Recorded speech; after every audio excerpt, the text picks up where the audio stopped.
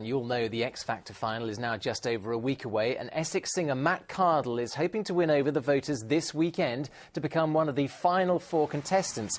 If he does make it through on Sunday, he'll be performing a special gig at Charter Hall in Colchester on Tuesday. Matt from Little Maplestead near Halstead is still the bookie's favourite to win. Tickets will be available from the box office on Monday morning.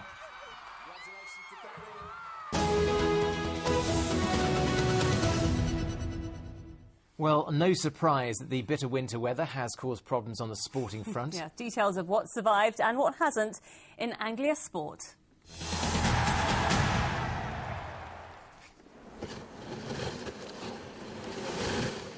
Whatever your game, enjoy it with Anglian Home Improvements, sponsors of Anglia Sport.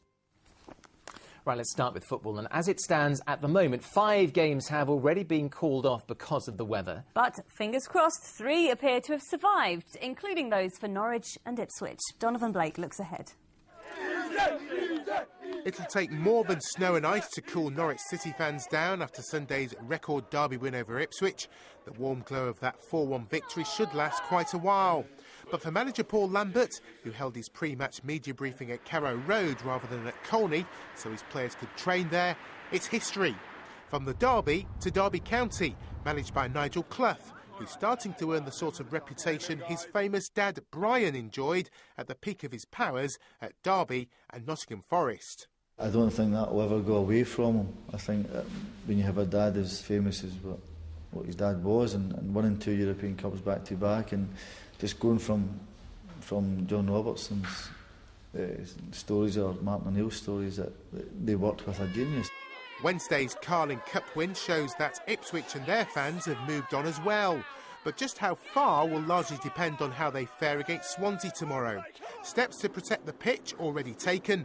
Now it's a case of clinching their first league win in 5 games to stop their slide down the Championship.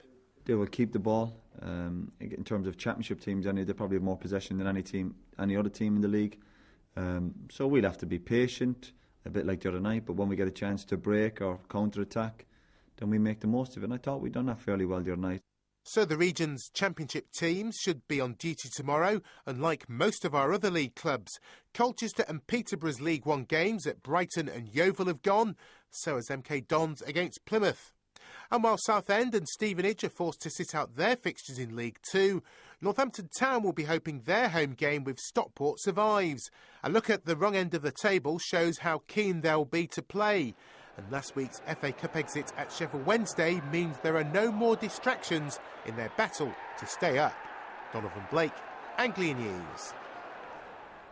Northampton Saints England contingent have been given an incentive to stay at the Premier League rugby club rather than follow the cash abroad.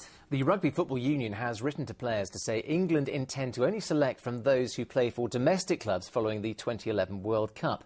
The players didn't let the snow put them off in training today, but they can mull over the news this weekend. That's because Northampton's game at Leeds on Sunday has been cancelled due to safety concerns for the spectators there. And it's the same story for Bedford Blues. Their game at Moseley in the Championship was called off this lunchtime. Now, and at 6:30, we're going to join the team in London to catch up with the national news. Here's what they've got coming up. Well, as we saw there nationally, and for many people in our region, it's been an horrendous week. Roads closed, trains cancelled, and of course schools shut as well. Yeah, many of us have shivered in sub-zero temperatures, and it looks as if there's more to come. But while it's been misery for some, others have enjoyed this early taste of winter. Malcolm Robertson's been to the Norfolk village of LItcham to see how they've been coping in the snow. While most of us are tucked up in bed, Megan Angel's braving the snow and ice, delivering the papers in Litcham.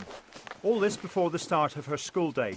On mornings like this, what money she gets, she definitely earns. Often the gates from the houses get a bit frozen and jammed and stuff. And the letterboxes as well can sometimes be hard to open. By the time she's finished, Litcham's starting to come to life. Despite more than a week of snow, the 2 schools in the village have managed to remain open.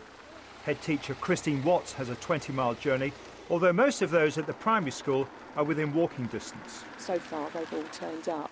We've had very few that have actually stayed away because of the conditions. On parle de la ville. Down the road, Mademoiselle Chapman is delivering a French lesson at Litcham High. Megan Angel's all ears and much warmer after her early morning paper delivery. No cancellations at this school either. I think actually it's a very important lesson for young people that, you make an effort, you don't give in just because you've got something inconvenient. With a population of around 600, Litcham's pretty self-contained. Shops, a pub and hardy souls braving the freezing temperatures to attend morning Eucharist at All Saints Church. Michael Thompson took over as the vicar earlier this year and says he loves it here. The Lord be with you. And with thy spirit. Even though the morning service isn't terribly well attended. Is that slightly dispiriting when you only have 2 of a congregation? No, not really. There were only 12 when we started, remember? 12 apostles, so I think 2's not bad 2,000 years later, is it, in Litcham? Angela Iverson manages to keep the wheels of industry turning. She's supposed to be on leave just now, but in true British spirit, answered the call of duty when it came. Her reward, temperatures touching -5. To be honest with you, this is the best way to walk and to deliver from foot, because, you can look where you're going, avoid, hopefully, slippery areas. Litcham certainly avoided the worst of the weather. They won't go hungry, and in a village like this, they look after each other. This fella looked a bit forlorn, but soon perked up with the offer of a lunchtime apple. Hey, not the hand. Some may be glad to see the back of this cold spell, but there are plenty others here warming to the very white start to winter. Malcolm Robertson, Anglia News, Litcham. That horse doesn't know how lucky it is. We've never had a drink as much from Malcolm, have we? I mean, that's extraordinary. Very lucky. Yeah.